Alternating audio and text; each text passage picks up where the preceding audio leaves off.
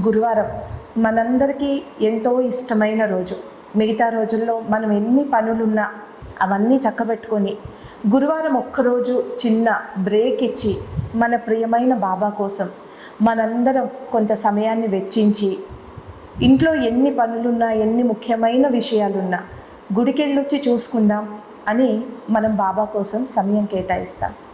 ప్రతి వారము ఈ సత్సంగం కోసం సమయం కేటాయించి వచ్చే భక్తులతో పాటు దూర ప్రాంతాల నుంచి కొత్తగా వచ్చిన సాయి బంధువులు కూడా ఈరోజు కనిపిస్తూ ఉన్నారు. అయితే ప్రతి వారం వచ్చే వాళ్ళకి అనిల్ గారు సత్సంగం వింటారు కాబట్టి ఆ రేంజ్లో ఎక్స్పెక్ట్ చేయకండి.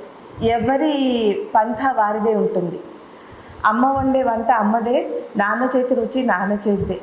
అలాగే బాబాని అర్థం చేసుకునే విధానం మనం బాబా గారి గురించి కానీ లేదా ఏ విషయం గురించి కానీ మనం చెప్పుకునేటప్పుడు ఎవరి కోణము ఎవరి పద్ధతి వారికి ఉంటుంది.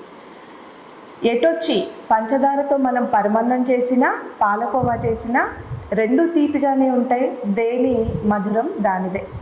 అలాగే బాబా విషయాలు ఎవరి నోట వచ్చినా ఎవరని చెప్పుకున్నా అవి బాబా కాబట్టి మధురంగానే ఉంటాయి. ఇంత మండే ఎండల్లో కూడా బాబా గారి కోసం మీరు వచ్చి ప్రత్యేకించి ఈ పైకొచ్చి కూర్చునే వాళ్ళు మీకు కూడా తెలుసు, పైకొచ్చి కూర్చునే వాళ్ళు బాబా కోసమే వస్తారు. ఇది మాకు తెలుసు, మీకు కూడా తెలుసు. ఎందుకంటే ప్రత్యేకించి అని ఎందుకంటున్నా అంటే పైకొచ్చి కూర్చొని 4 మంచి విషయాలు వినాలి. ఈ సమయం మనం చెవుల్లో పెట్టుకునే ఈ 4 విషయాలు, మనసులో పట్టించుకునే 4 విషయాలు మన జీవితానికి ఉపయోగపడతాయి అని ఒక సత్సంగం పట్ల ఆసక్తి కలిగి మీరు సమయం కేటాయిస్తున్నారు కదా. ఇది చాలా తక్కువ మందికి మాత్రమే ఆ శ్రద్ధ ఉంటుంది. దీనికోసం మీకు ఎప్పుడూ కూడా బాబా గారి దీవెనలు మీకు ఉంటాయి. బాబా దీవెన లేదే మనం కాసేపు వారి సన్నిధానంలో కూర్చోలేం. మనం ఎవరో తెలిసిన స్నేహితుల ఇంటికి కాసేపు వెళ్ళాలంటేనే వాళ్ళ ఆహ్వానం లేకుండా మనం వెళ్ళలేము. వాళ్ళ మనసు అక్కడ లేదనుకోండి, మనం ఒక ఫ్రెండ్ ఇంటికి వెళ్తాము, వారి మనసు ఇంకెక్కడో ఉంటుంది, అలజడగానో లేకపోతే ఇంకేదో పని మీదో ఇంకేదో ధ్యాసలోనో ఉంటుంది. ఆహ్వానం లేకుండా వెళ్తే మనం సాధారణ మనుషులు మన స్నేహితులో సొంత తోబుట్టువుల ఇంట్లోనో మనం ఉండలేము. అలాంటిది ఒక భగవంతుడి సన్నిధానానికి రావడం, వారి సన్నిధానంలో కాసేపు కూర్చోవడం, వారికి సంబంధించిన విషయాలు మనం వినడం అనేది అది భగవంతుని కృప ఉంటేనే సాధ్యమవుతుంది. మనకి బాబా వచ్చిన తర్వాత భక్తి మార్గం అత్యంత సులువైపోయింది. ఎందుకు అంటే ఏ ఆంక్షలు ఉండవు. పిలిస్తే పలుకుతారు.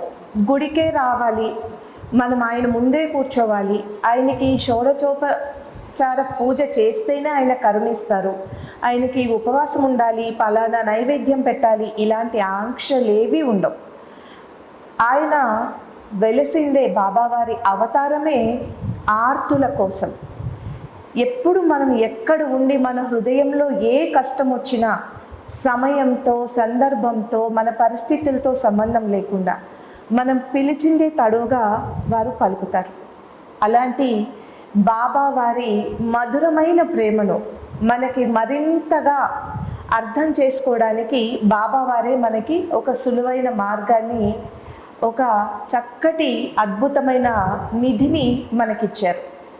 అదే మీరు ప్రతివారం సత్సంగంలో వినే బాబా లీలల నిధి గని శ్రీ సాయి సచ్చరిత్ర. బాబావారు స్వయంగా ద్వారకామాయిలో ఉండగా, వారు సశరీరంతో ఉండగా బాబావారిని దర్శించిన భక్తులు పొందిన అనుభవాలు చూసి మైమర్చిపోయి శ్రీ హేమాడ్ పంత్ అనే ఒక భక్తుడు తొలి దర్శనంలోనే అనుకుంటాడు, అరే మేము చూసే ఈ అద్భుతమైన లీలలు భవిష్యత్ తరాల వారు అర్థం చేసుకోవాలి. ఇంత మహానుభావుడి ప్రేమను భవిష్యత్ తరాల వారు చూడలేదు అని మిస్ అవ్వకుండా బాధపడకుండా ఉండాలి అని శ్రీ హేమాడ్ పంత్ గారు మనందరి కోసం మన పూర్వీకుల్లాగా వారు మన మీద ప్రేమతో భవిష్యత్ తరాల వారు ఈ బాబాని అర్థం చేసుకోవాలి అని బాబావారి అనుమతి పొంది బాబావారి లీలలు తను రచించారు. అది కూడా ఎలా? ఎలా రచించారు? ఎవరి ద్వారా? శ్రీ సాయి సచ్చరిత్ర రచనకి శ్రీ హేమాడ్ పంత్ గారు అనుమతి తీసుకున్నారు బాబా గారి దగ్గర. మీరు చాలా వారాల నుంచి సత్సంగాలు వింటున్నారు కదా, సంవత్సరాల తరబడి. శ్యామ అని షిరిడీలో ఒక బడి పంతులు, బాబా గారికి అత్యంత సన్నిహితుడు. బయట ప్రాంతాల నుంచి ఏ భక్తులు వచ్చినా సరే బాబా గారిని ఒకవేళ నేరుగా కలవలేము అనుకున్న పరిస్థితులు ఉంటే శ్యామ గారిని మధ్యవర్తిగా పెట్టుకొని బాబా గారికి తమ విన్నపం చేయించుకునేవారు. బాబా దగ్గర ప్రతిదీ 2 కోణాలు ఉంటాయి. ఒక కోణము బాబా గారు స్వయంగా చెప్తారు, మీకు నాకు మధ్య అడ్డుగోడ తొలగించు, మధ్యవర్తులు అక్కరలేదు అని కూడా బాబా గారే చెప్తారు. మళ్ళీ అదే సచ్చరిత్ర రూపంలో సచ్చరిత్ర రాయడానికి శ్యామ ద్వారా హేమాడ్ పంత్ గారు అనుమతి అడిగినప్పుడు బాబా గారు ఏం చెప్తారంటే, హేమాడ్ పంత్ యొక్క అహంకారం, వాడి అహంకారం తీసి నా పాదాల దగ్గర పెడితే నా చరిత్ర నేనే రాసుకుంటాను, కథలు లీలలు సంక్షిప్తంగా ప్రోగు చేసుకోమని చెప్తారు. ఆ విధంగా సచ్చరిత్ర రాసింది కూడా శ్రీ సాయినాథుల వారే. మళ్ళీ సచ్చరిత్రలో ఏం చెప్తారు? శ్యామ బాబాకు నందివలే ఉండి భక్తులకి బాబాకి మధ్యలో వారధిగా ఉండేవాడు అని కూడా చెప్తారు. కాబట్టి బాబాని ఆయనకైనా మనకి ఎంతో ఫ్లెక్సిబుల్గా,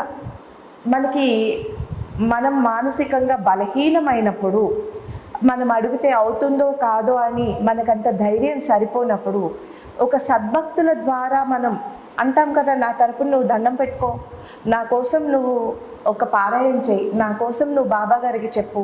ఈరోజు ఎలా మనం ఒక సద్భక్తులను అడుగుతామో అలా కూడా నువ్వు ఆశ్రయించవచ్చు. నువ్వు బలహీనమైతే నువ్వు భయపడనక్కర్లేదు, నీ తరపున ఇంకెవరైనా నన్ను అడిగినా నీ కోసం నేను చేసి పెడతాను అనేది కూడా బాబా ఒక దారి చూపించారు.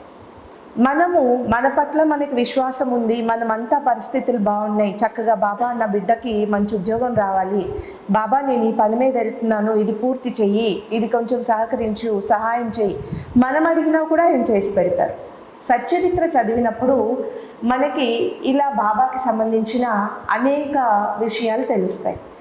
ఇప్పటి వరకు ఎవరైనా సచ్చరిత్ర చదివి ఉండకపోతే తప్పకుండా మీరు షిరిడి వెళ్ళినా, ఎవరైనా వెళ్ళినా, మీకు తెలిసిన వారితో ఒక సచ్చరిత్ర గ్రంథం తెప్పించుకొని చక్కగా ప్రతిరోజు ఒక అధ్యాయం అక్కర్లా, బాబా గారి దగ్గర మీరు మీ ఇష్టదైవం దగ్గర పూజా రూమ్లో మనం బాబా పెట్టుకుంటాం కదా, దీపారాధన చేసినప్పుడు ఉదయం కానీ సాయంత్రం కానీ ఏ సమయంలో అయినా మీరు బాబా గారిని ప్రార్థించి చక్కగా సచ్చరిత్ర గ్రంథం తెరిస్తే మీ మనసులో ఏదైనా ప్రశ్న ఉంటే లేదా ఒక సమస్య తిరుగుతూ ఉంటే దానికి సంబంధించిన సమాధానం సచ్చరిత్రలో వస్తుంది. ఇది కోట్లాది మంది భక్తులకి ప్రతిరోజు ప్రతినిత్యము అనుభవమే. బాబా గారు శ్రీ సాయి సచ్చరిత్ర ద్వారా మాట్లాడతారు. అలాగే మీకు ఏ ప్రశ్న లేదు, కేవలం అదొక మంచి అలవాటుగా పెట్టుకోండి. బాబా దగ్గర మనం దీపారాధన చేసి ఏదో ఒక కోరిక కోరాలి అని కాకుండా ఏ కోరిక కోరని స్థితికి మనం వెళ్ళాలి అని సంకల్పం చేసుకొని శ్రీ సాయి సచ్చరిత్రని గనుక తెరిస్తే చక్కగా ఒక కథ వస్తుంది. దాన్ని ఆ రోజుకి చదువుకొని ఆ కథ మనకేం చెబుతుంది అని అనేక విధాలుగా మనం దాన్ని విశ్లేషణ చేసుకుంటే, ఓహో ఇది ఈ సంఘటన ఇందుకు అయి ఉంటుందా, ఓహో అండ్ ఈ లీల ద్వారా బాబా మనకి ఇది చెప్తున్నారా అని మనల్ని మనం విశ్లేషణ చేసుకుంటే మన ఆలోచనలు బాబా చుట్టూ తిరుగుతాయి. లౌకికమైన విషయాల చుట్టూ తిరగవు. అనవసరమైన విషయవాంఛలు మన శరీరాన్ని, ఆలోచనల్ని కలుషితం చేయవు. మన ఆలోచనలే మన ఆరోగ్యం, మన ఆరోగ్యమే మన భవిష్యత్ జీవితం కూడా. మన ఆలోచనలు ఎప్పుడూ వీలైనంత వరకు మంచి ఆలోచనలుగా మార్చుకొని, మనసు కష్టంగా ఉంది, ఎవరో ఒక మాట అన్నారు, ఏదో ఒక సమస్య వేధిస్తుంది, పదే పదే దాని చుట్టూ తిప్పుకోకుండా మనం ఎవరికి చెప్పుకున్నా ఈరోజు తీర్చేవాళ్ళు ఎవ్వరూ లేరు. ఒకప్పుడంటే పెద్ద కుటుంబాలు ఉండేవి, ఒకరికొకరు కడుపులో పెట్టుకొని ఓ సమస్య చెప్తే అర్థం చేసుకునేవారు. ఇప్పుడు అలాంటి పరిస్థితులు లేవు. ఎవ్వరు బిజీ వాళ్ళకే, ఎవ్వరికి ఉండే సమస్యలు వాళ్ళకే. చిన్న ఎల్కేజీ పిల్లల్ని అడిగినా వాళ్ళకు ఉండే సమస్యలు వాళ్ళకే ఉన్నాయి. కాబట్టి మనందరికీ ఎప్పుడూ తోడుండే ఒక చక్కటి నేస్తం శ్రీ సాయి సచ్చరిత్ర.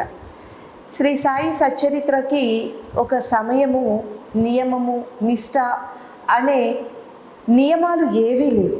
మీకు మనసు ఎప్పుడు కష్టంగా ఉన్నా, ఎప్పుడు మనసు మీకు కలత చెందినా, ఎవ్వరికీ చెప్పుకోలేనప్పుడు సచ్చరిత్రను ఒక స్నేహితురాలుగా భావించి బాబాకి మనస్ఫూర్తిగా మీ కష్టం మనసులో చెప్పుకొని శ్రీ సాయి సచ్చరిత్రను తెరిస్తే మీకు అందులో బాబా గారు చక్కగా ఓదార్పునిస్తారు, సమాధానం ఇస్తారు.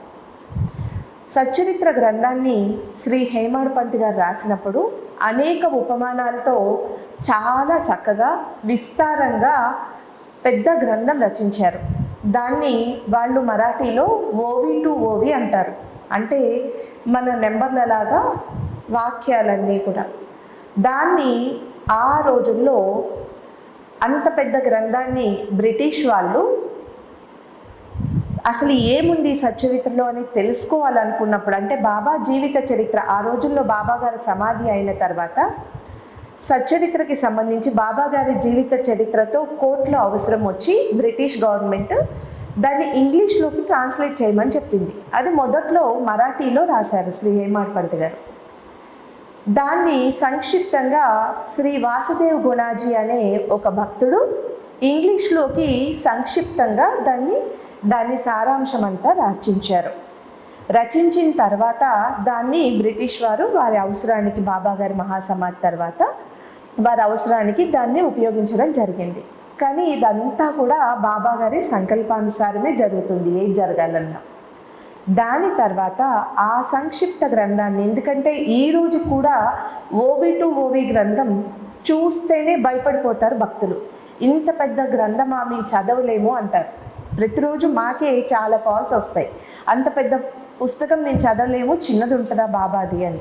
అలా ఆ ఇంగ్లీష్ పుస్తకాన్ని 1953లో శ్రీ ప్రత్తినారాయణరావు గారనే ఒక బడి పంతులు, శ్రీకాకుళం జిల్లా, ఎక్కడ శ్రీకాకుళం, మన ఆంధ్ర రాష్ట్రాల్లోనే అదెక్కడో మారుమూల, అక్కడి నుంచి ఆయన షిరిడి, బాబా ప్రేరణ చేత షిరిడి వెళ్ళారు కుటుంబాన్ని వదిలేసి.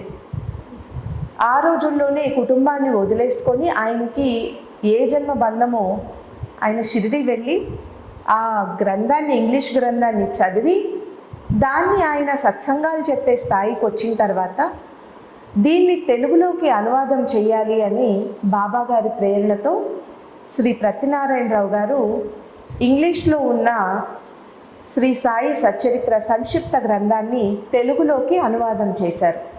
అనువాదం చేసి దాన్ని, ఆ సంక్షిప్త గ్రంథాన్ని అనేక పుణ్యక్షేత్రాలకి వారే స్వయంగా వెళ్ళి పారాయణ కూడా చేశారు.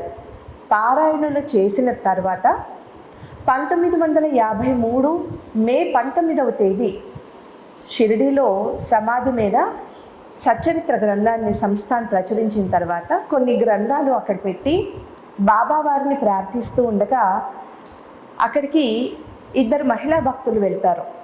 వెళ్ళి తెలుగులో కనపడేసరికి మహారాష్ట్ర నేల, మరాఠీ నేల, తెలుగులో శ్రీ సాయిబాబా జీవిత చరిత్ర అని రాసి ఉండడం చూసి ఓ పుస్తకం మీద ఆవిడ అడుగుతారు, అయ్యా ఇవి తెలుగు పుస్తకాలా, నేను ఒకటి తీసుకోవచ్చా అని.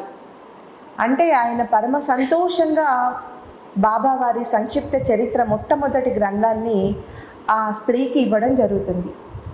ఆవిడ పేరు శ్రీమతి సాయి లీలమ్మ గారు.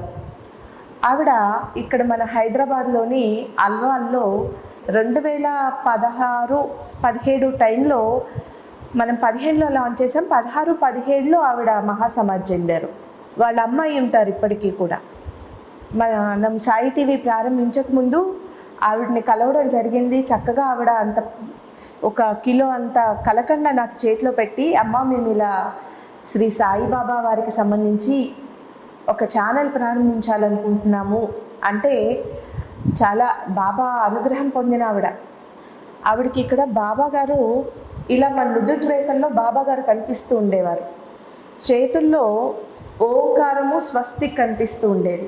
జడలంతా అట్టలు కట్టి ఆవిడ మొహము ఆరా వైబ్రేషన్స్ బ్రహ్మాండంగా ఉండేవి.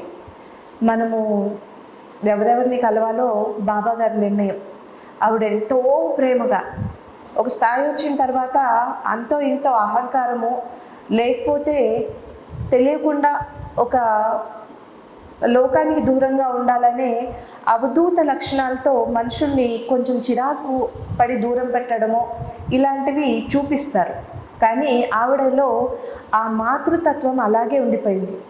ఎంతో ప్రేమగా ఆవిడ తలనిమిరి అనిల్ గారిని నన్ను దీవించి బ్రహ్మాండంగా పెడతారు మీరు, బాబా ఈ కలకండ మీకు ఇమ్మంటున్నారు, ఇలాంటి కలకండని ఇందులో ఎన్ని పలుకులు ఉన్నాయో అంతకి ఎన్నో రెట్లు మీరు లక్షలాది మందిని బాబా చరిత్ర వైపు తీసుకొస్తారు, మీ జీవితాలు కూడా ఈ కలకండ వలె మధురంగా ఉంటాయి, సచ్చరిత్రను ఆశ్రయించిన వారందరి జీవితాలు కూడా ఈ కలకండలాగా మధురంగా మారుతాయి, మీరు కారణ జన్ములు అని ఆవిడ ప్రేమతో దీవించారు. అప్పట్లో ఆవిడ మద్రాసులో ఉండేవారు, వారి భర్త ఉద్యోగరీత్యా.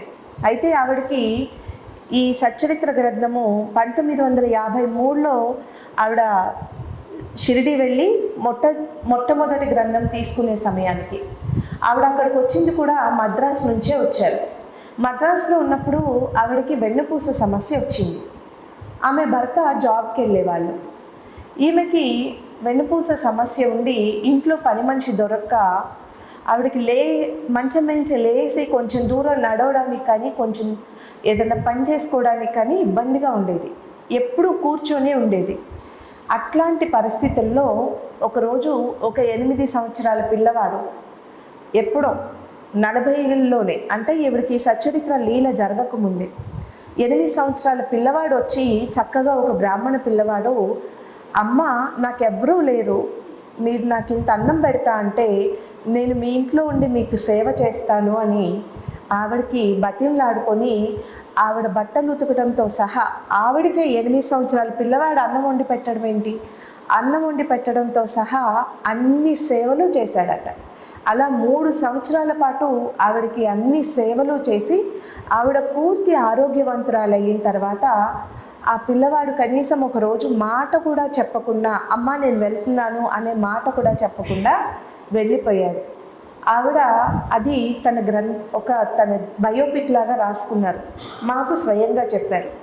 ఆ పిల్లవాడు శ్రీ సాయినాథుల వారే అయి ఉండొచ్చు, బాబా వారే నాకు స్వయంగా సేవ చేశారు అని తను అంటారు. బాబా అంత ప్రేమమయుడు. మనము ఆయనకేం చేస్తున్నాం, మనం అనుకుంటాం మన భ్రమ, మనం ఆయనకేదో వండి పెట్టాము, మనం ఆయనకేదో మంచి వస్త్రాలు కట్టాము, మనమేదో ఆయన కోసం పారాయణ చేస్తున్నాం, మనం చేస్తేనే ఆయన గడుస్తుంది అనుకోవడం మన భ్రమ. మన కోసము ఆయన ఎంతకైనా దిగొస్తారు. బాబాలోని ఈ కోణాన్ని మనం అర్థం చేసుకున్నప్పుడు, బాబా భక్తులుగా ఆయన ఎంచుకున్న బిడ్డలుగా మనం ఎంత అదృష్టవంతులమో మనకి తెలుస్తుంది. ఇవన్నీ మనకు అర్థం కావాలంటే మళ్ళీ ఎటు తిరిగి మనం వారి లీలల్ని తెలుసుకోవాలి, పదే పదే మననం చేసుకోవాలి, మనం బాబా వారితో స్నేహం చేయాలి, ఎప్పుడూ వారి ధ్యాసలో ఉండాలి. లౌకికమైన విషయాల వైపు వెళ్ళే మనసుని బాబా పాదాల వైపు కట్టేస్తూ ఉంటే అదే మనల్ని అసలైన మార్గంలోకి తీసుకువెళ్తుంది. దీనంతటికీ మళ్ళీ మనకి దిక్సూచి శ్రీ సాయి సచ్చరిత్ర. శ్రీ సాయి సచ్చరిత్ర ఈ సంవత్సరం మే 19వ తేదీ ఇక్కడ మనం పెట్టుకున్న ఈ సంక్షిప్త సచ్చరిత్ర గ్రంథాలకి 73 వసంతాలు పూర్తవుతాయి. ఇది 73వ వసంతోత్సవం. మే 17 వరకు 11 రోజుల పాటు ప్రతిరోజు ఇక్కడ సప్తాహ పారాయణ మామూలుగా రోజుకి ఇన్ని అధ్యాయులు అని ఉంటుంది.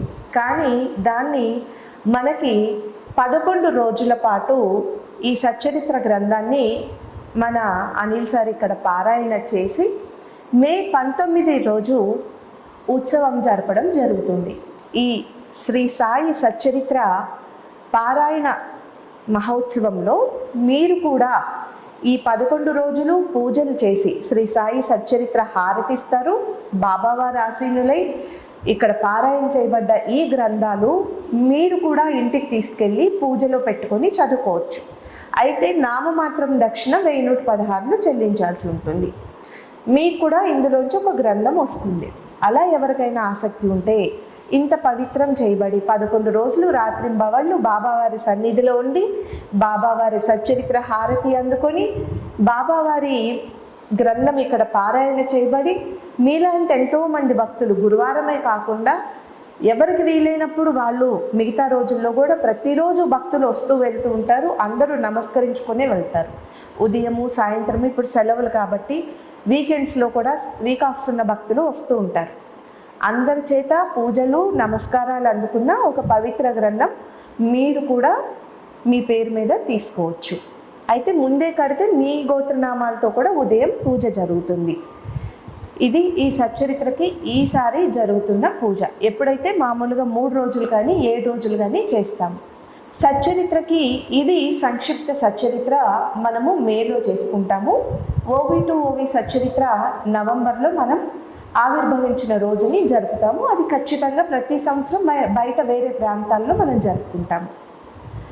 మీ దగ్గర సచ్చరిత్ర గ్రంథం ఉంటే సరే ఉంది, లేకపోతే మాత్రం ఖచ్చితంగా మనం ఎంతో ఖర్చు చేస్తాము. మీరు ఇచ్చే ప్రతి రూపాయి కూడా మందిర నిర్వహణకే ఉపయోగపడుతుంది. ప్రేమతో బాబావారికి సమర్పించి మీరు ఈ పవిత్రమైన గ్రంథం ఒకటి మీరు మే 19 లోపల ఎప్పుడైనా తీసుకోవచ్చు. సచ్చరిత్రకి సంబంధించి మీ అనుభవాలు వారం వారం మీరు వింటారు కదా. భక్తులుగా మీకు బాబాతో ఉన్న అనుబంధం కానీ మీరు మీ అనుభవాలు కానీ మీరు ఇప్పుడు మాట్లాడవచ్చు. ఈరోజు మనకి అన్నప్రసాద సేవకి ఇక్కడ కూర్చుంది కదా ధనలక్ష్మి, ఒకసారి నిల్చో. తిను నాకు హౌస్ హెల్ప్, మందిరంలో కూడా తనే హెల్ప్ చేస్తుంది.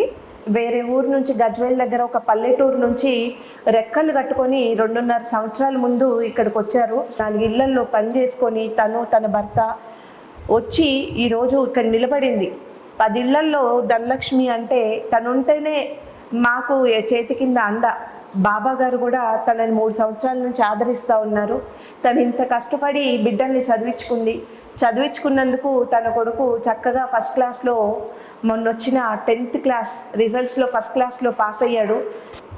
కష్టపడితే రూపాయి వస్తుంది అని బిడ్డని పనిలో పెట్టుకోలేదు. నా కష్టంతో నా బిడ్డలు బాగా ఉండాలి అని అనుకున్నట్టే అబ్బాయి అమ్మవారు పోసింది. ఎంత విపరీతంగా పోసిందంటే అంత అసలు అబ్బాయి గాలి తగిలితేనే అమ్మవారు పోసినప్పుడు ఒళ్ళు మంటలెత్తిపోయింది.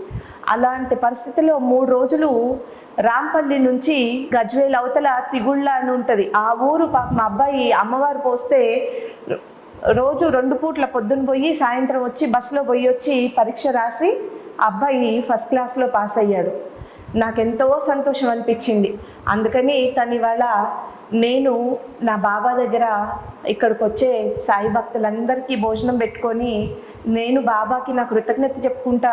మీ అందరి దీవెనలో తన కొడుక్కి కావాలని అనుకుంది. నేను అనుకున్నట్టయితే నా కొడుకు అయితే పాస్ అయ్యిండు. ఇంకా అక్కడే ఉండి చదివిన వాళ్ళు కూడా 3-4 ఫెయిల్ అయ్యారట. ఎట్లయితాడో అనేసి నేను అనుకున్నా. బాబా దయ వల్ల మంచిగా పాస్ అయ్యిండు. నాకు అదే చాలు. అండి, నా పేరు వైదేహి. గత 2 సంవత్సరాలుగా ఈ మందిరానికి వస్తున్నాను. అయితే స్టార్టింగ్లో వచ్చినప్పుడు నాకు అసలు సచ్చరిత్ర అంటే ఏంటి, సవన మంజరి ఇవన్నీ ఏమీ తెలియవు. కానీ అనిల్ గారి సాన్నిధ్యంలో నడుస్తున్నటువంటి ఈ సత్సంగాన్ని గత 2 సంవత్సరాలుగా ప్రతి గురువారం వస్తానండి. అట్లా రావడం వల్ల సచ్చరిత్ర గురించి చాలా విషయాలు తెలుసుకోవాలి. కానీ ఇంతే కాకుండా సాయి టీవీ కార్యక్రమంలో ప్రతిరోజు వచ్చే సాయి గురుకులం ద్వారా కూడా అనేక విషయాలు తెలుసుకోవడం జరిగింది. నేను ప్రతిరోజు సాయి సచ్చరిత్ర పారాయణం చేస్తానండి. మనకు ఎన్ని సమస్యలు ఉన్నా కూడా ఆ పారాయణ వల్ల అసలు ఏ సమస్యలు అనేవి ఏవి కూడా మన మైండ్లోకి రావు. అసలు చాలా మనసు ప్రశాంతంగా ఉంటుంది. ఇవన్నీ నేను చేయడం అనేది కేవలం సాయి టీవీ అనిల్ కుమార్ గారి ద్వారానే జరిగిందండి. స్టార్టింగ్లో ఏదో ప్రాబ్లమ్స్ అంటే ఎకనామిక్గా కూడా కొన్ని ప్రాబ్లమ్స్ ఉండేవి, బిజినెస్లో అన్నీ కోల్పోవడం అట్లా జరిగింది. కానీ దాని తర్వాత ఒకదాని వెనక ఒకటి బాబా గారి దయ వల్ల అన్నీ సర్దుకుంటూ వచ్చాయి. ఇప్పటికీ కొన్ని సమస్యలు సమస్యలు ఉన్నాయి, కానీ ఆ సమస్యలు ఏవి కూడా మన మనస్సుకి అసలు రానే రావు. సాయి దీనికంతా అంటే ఈ మనశ్శాంతి పొందడం అనేది కేవలం బాబా వారి వల్లనే. ఇప్పుడు నేను కోరికలు అనేవి ఏవి లేకుండా కేవలం మనశ్శాంతి కోసం మాత్రమే సాయి సచ్చరిత్ర నిత్య పారాయణం చేయడం జరుగుతుందండి. Thank you.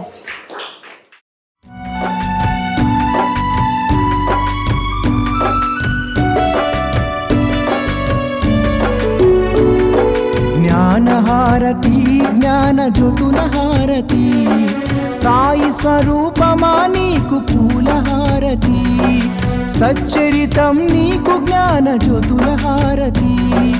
జ్ఞానహారతి జ్ఞాన జ్యోతుల హారతి, సాయి స్వరూపమా నీకు పూలహారతి, సచ్చరితం నీకు జ్ఞాన జ్యోతుల హారతి.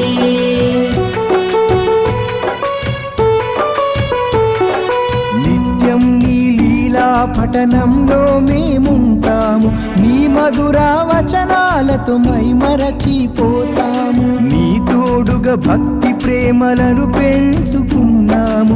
పాలో వెలిగిన జ్ఞాన జ్యోతులతో హారతి, జ్ఞానహారతి జ్ఞాన జ్యోతుల హారతి, సాయి స్వరూపమా నీకు పూలహారతి, సచ్చరితం నీకు జ్ఞాన జ్యోతుల హారతి.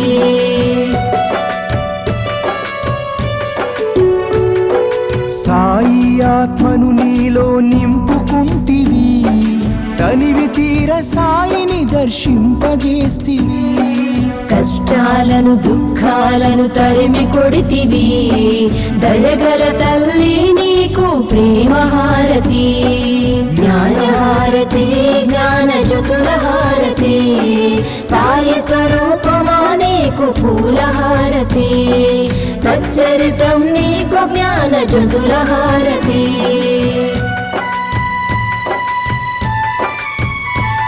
మా కర్మలన్నీ తొలగించి కరుణించినావమ్మ, శాంతి సౌఖ్యాలను అందించినావమ్మ, జీవన నావను దరి చేర్చిన నీకు కర్పూర హారతితో నీరాజనం, జ్ఞానహారతి జ్ఞాన జ్యోతుల హారతి, సాయి స్వరూపమా నీకు పూలహారతి, సచ్చరితం నీకు జ్ఞాన జ్యోతుల హారతి.